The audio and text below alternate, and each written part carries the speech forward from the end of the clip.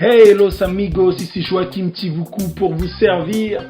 Alors dans ma dernière vidéo, je parlais de la Blaxploitation, je tentais de vous expliquer dans les grandes lignes ce qu'était la Blaxploitation. Aujourd'hui on va parler des caractéristiques des films de la Blaxploitation. Les ingrédients, la recette, ouais. Prends un stylo, c'est parti. Mais regarde pas comme ça, prends un stylo, une feuille et tu notes là, maintenant là, tout de suite. Les films de la Blaxploitation, c'était des films qui avaient de très petits budgets et ils avaient un temps de tournage très court. Je vous donne l'exemple de Sweetback's Badass Song de Melvin Van Peebles. Il avait 19 jours pour tourner un film de 90 minutes avec un budget de 150 000 $. Vous imaginez la pression, surtout que Melvin, il était acteur, réalisateur, producteur, sans parler de la musique et des autres secteurs dans lesquels il intervenait.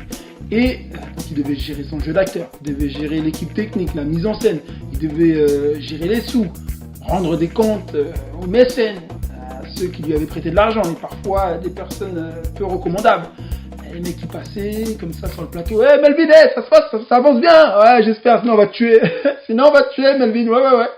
Non, sérieux, il avait la pression.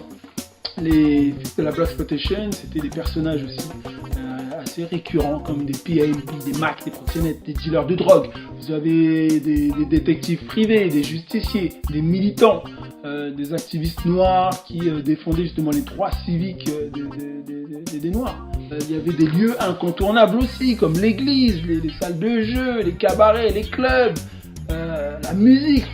Ouf, la musique, vous avez des artistes comme Isaac Hayes qui ont fait que le film Shaft est devenu un monument. Le gars a mis un truc en plus. Quand tu voyais Shaft déambuler dans les rues avec la musique de Isaac Hayes, il y avait un truc de dingue, tu vois ce que je veux dire?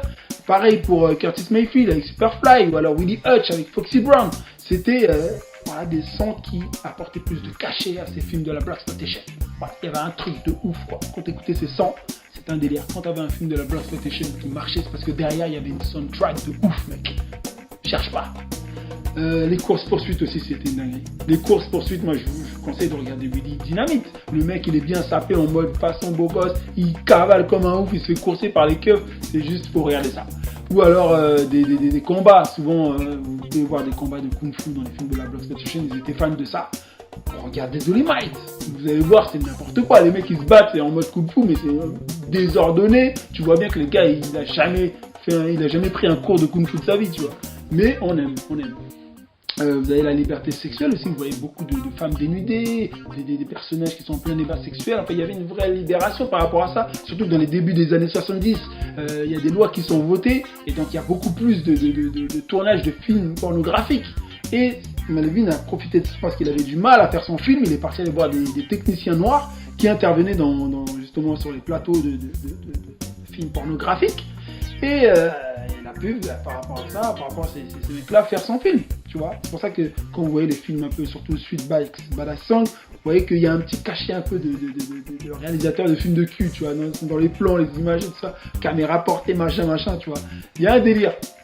J'espère que j'ai rien oublié. Non, voilà, c'est ça, la musique, les lieux incontournables, les personnages récurrents, le mini-budget avec le temps assez très limité. Donc c'est vraiment du cinéma indépendant, du cinéma guérilla.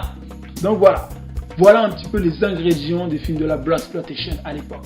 J'espère que vous avez aimé cette vidéo et il y en aura encore plein d'autres. Je vous fais des bisous. C'était Joachim Tivuku.